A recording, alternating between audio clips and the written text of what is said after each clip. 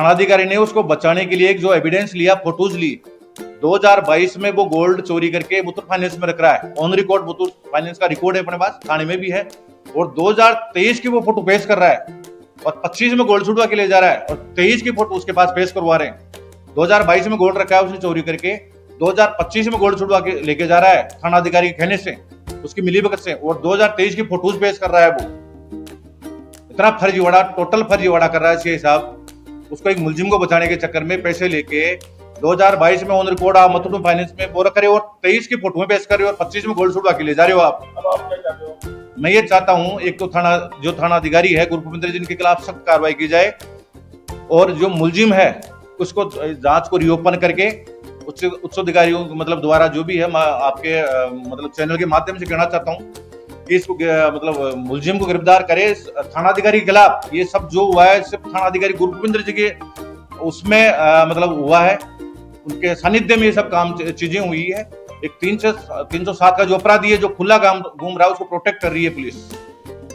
दगाबाज नौकर ने मालिक के घर चोरी की और गिरवी रखकर गोल्ड लोन ले लिया। पुलिस आरोपी को बचाने के लिए लगा रही जोर, फरियादी ने शिकायतों से मच गया शोर। जयपुर, कहानी एक दगाबाज नौकर और पुलिस की सेटिंग की है।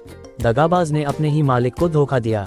मालिक के घर से सोने के लाखों रुपए के जेवर चुराए और गोल्ड लोन कंपनी में गिरवी रखकर लोन ले लिया।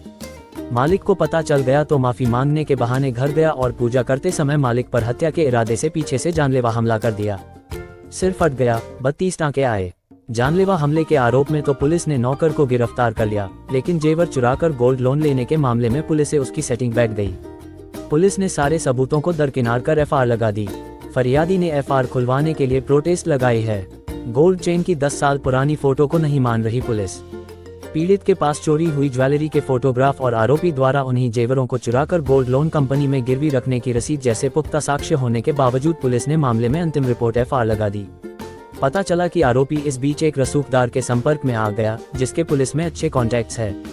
उसने गणित फिट कर दिया और जिस मामले में पहले थानाधिकारी रहे अफसर और उनकी टीम कई महीनों तक आरोपी की गिरफ्तारी के लिए दबिश देती रही, उसी मामले में प्रेस कॉन्फ्रेंस के जरिए मीडिया के सामने पुलिस पर गंभीर आरोप लगाते हुए बताया कि थानाधिकारी के बदलते ही पुलिस के सुर बदल गए। अब पुलिस ने एफआईआर लगाकर फाइल कोर्ट भेज दी। उच्चाधिकारियों तक शिकुर पुलिस कमिश्नरेट के साउथ जिले में मोहाना थाना। इससे पहले जो एसएचओ थे और आयु था उन्होंने इसको गिरफ्तार करने की काफी बार कोशिश करी बट ये मिला नहीं। उसके बाद में लास्ट ईयर थानाधिकारी गुरभूपेंद्र जी आए। उन्होंने इससे मतलब मुलजिम से मिलीभगत करके जो आयु थे, जो नए आयोग है गोपाल जी सैनी, इन्होंने इससे मिलीभगत करके इससे पैसे लेके मेरे पास मेरे गोल्ड के पर्याप्त सबूत जैसे पर्ची, बिल सबूत, फैमिली फोटो वगैरह सब हैं। उसके बावजूद भी एक 307 के अपराधी को पुलिस प्रोटेक्ट कर रही है। 307 के अपराधी को पुलिस प्रोटेक्ट करना एक मतलब एक सीएम साहब के जैसे जो आदेश हैं कि जीरो टॉलरेंस नीति पे काम करने का।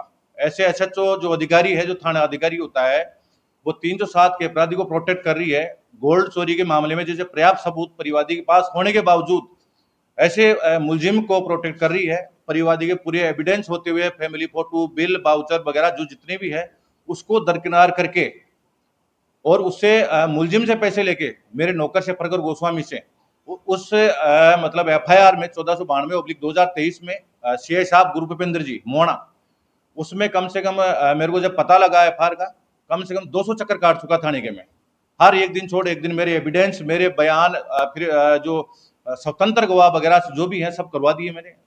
फिर भी एक ऐसे अपराधी को मतलब बचाया है। एफआईआर उस मामले में एफआईआर दे दी गई है।